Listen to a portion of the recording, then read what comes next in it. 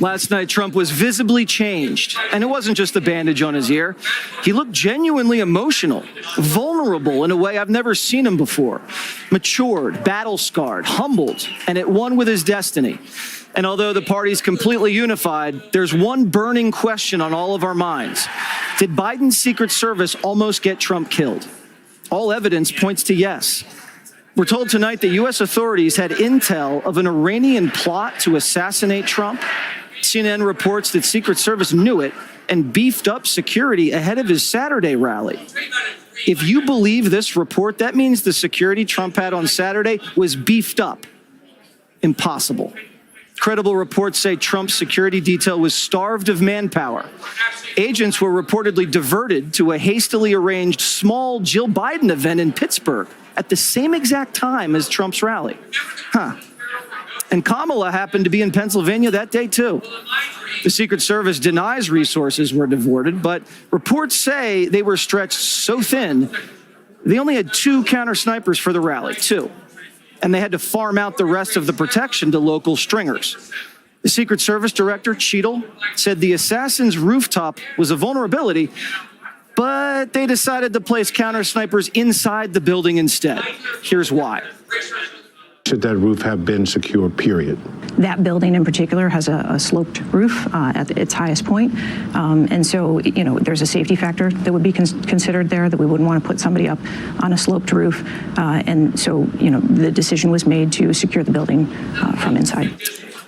We have American snipers shooting from caves, cliffs, mountaintops, but they can't handle a sloped roof. She put counter snipers behind Trump on a roof that was even more sloped. Look at that. The sloped roof excuse is a hoax.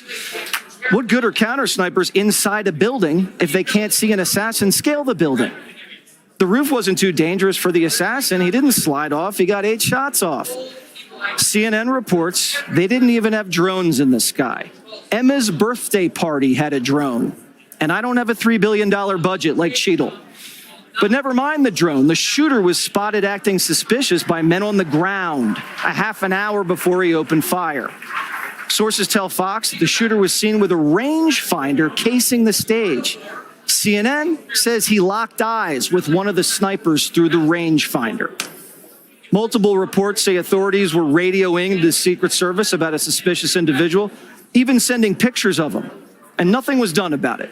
And they let Trump take the stage and remain on it. How does the Secret Service get outfoxed for half an hour by a kid with no military training? CBS reports Crooks disappeared and was later seen with a backpack. And the story keeps changing about the latter. Now the media is reporting that Crooks used an air conditioning unit to hop atop the 12-foot building. So where's the 5-foot ladder that he says he bought? And were police wearing body cams? Because we'd like to see those. CNN said he drove his Hyundai Sonata and parked it outside the rally. So why did they tow away a big conversion van? How does a soft civilian with a rifle get on the roof of a Secret Service watch post and almost murder the president? We're also learning tonight that Crooks's father called 911 just after Trump got shot. How did the dad immediately know his son was the shooter? And why did the Secret Service announce Crooks acted alone before they'd accessed his phone? How'd they know? We hear they're in his phone now, but they're not telling us anything. The assassin didn't text, didn't email, didn't have calls from anybody, had no Google search history, no social media footprint. Come on. The FBI covered up the trans shooter's motive, never ID'd the Vegas massacre motive, and called the Fort Hood shooting workplace violence. You think we're going to get a straight answer here? With all these mysterious failures, Biden says he still has confidence in Cheadle, but doesn't know Cheadle's a woman. Is it acceptable that you have still not heard, at least publicly, from the Secret Service director? Well, I've heard from them. But have you heard from her publicly? Publicly, I've sat down in a situation room downstairs. The Secret Service, the FBI, the national security agencies, the Homeland Security, all the major elements. Sources close to the Biden family says Cheadle was well liked by Dr. Jill after serving on her security detail, and that's how she got the job.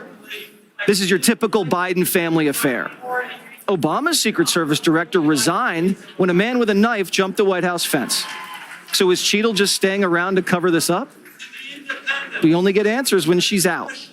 And just breaking now, Dan Bongino reporting that Secret Service agents have been warned that if they want to keep their jobs, they'll keep their mouths shut.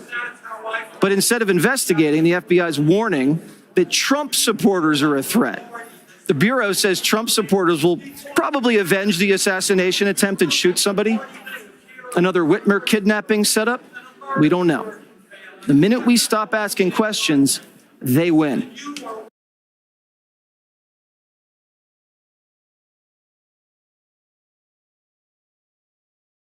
Vulnerability.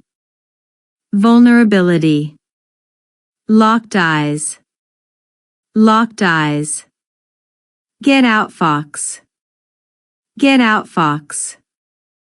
Hop atop. Hop atop. Diverted. Diverted. Stretched so thin. Stretched so thin. Stringer. Stringer.